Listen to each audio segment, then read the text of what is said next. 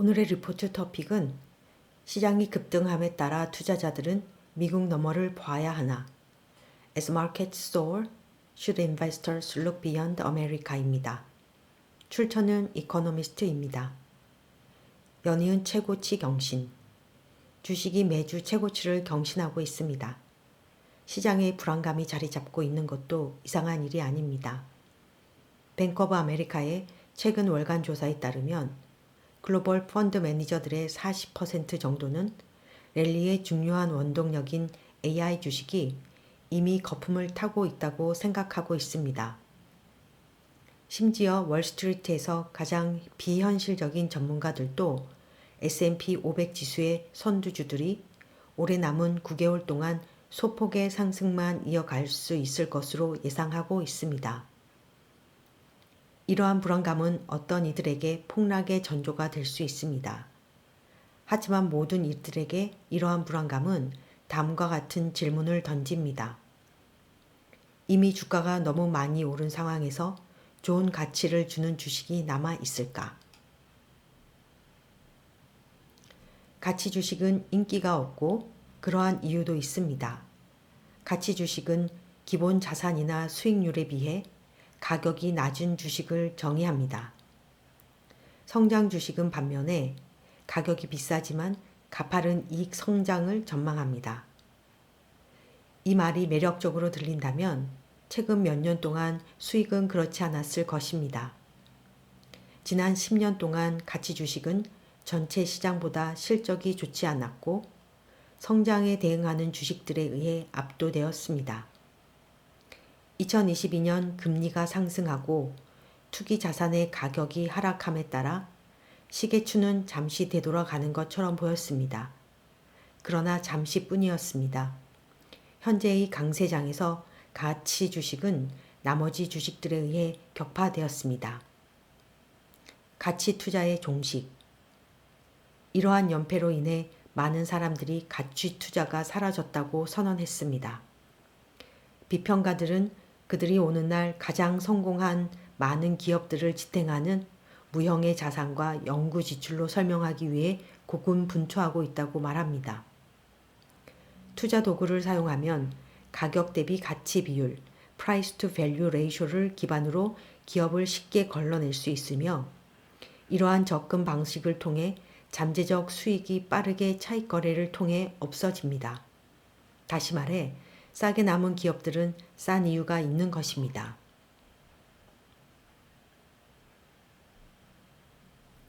역사적 주가 수익 비율. 그러나 우려는 오늘의 주가 급등을 이끄는 주식 밸류에이션이 너무 높아져 훌륭한 미래 수익을 제공할 수 없게 되었다는 것입니다. 널리 사용하는 수치인 Cyclically Adjusted Price to Earnings, 케이프 주가 수익 비율은 인플레이션으로 조정된 지난 10년치 수익을 가격으로 나눈 값입니다. 미국의 S&P 500 지수의 경우 케이프 지수는 오늘날보다 단지 2번 더 높았었습니다. 폭락이 뒤따르지 않더라도 높은 케이프 비율은 역사적으로 부실하거나 부정적인 장기적 실질 수익이 뒤따른다는 강력한 지표임이 입증되었습니다. 펀드 운용회사인 앨런 파트너의 빅터 하가니에게 대답은 분명합니다. 미국 너머를 보라는 것입니다. 글로벌 시장의 밸류에이션이 더 낮습니다. 미국 주식이 다른 곳보다 훨씬 높은 PE, Price to Earning Multiple을 끌지만 수익의 약 40%는 해외에서 발생합니다. 기타 세계에서는 총이익의 약 20%가 미국에서 발생합니다. 다시 말해 두 그룹 기업 간에 실제로 수익이 창출되는 곳에는 높은 교차 관계가 존재합니다. 그럼에도 시장이 미국과 미국 이외에서 창출된 이익에 부여하는 가치는 크게 다릅니다. 주가 수익 비율, Earnings to Share Price를 보면 미국에서 오는 수익을 40배 이상 늘리고 나머지 지역에서 오는 수익의 스케일 팩터는 10 정도입니다. 미국 기업들의 성장 잠재력에 특별한 점이 있기 때문에 더 높은 평가를 받을 자격이 있다고 주장하는 것은 여러 요소 중 한 가지입니다.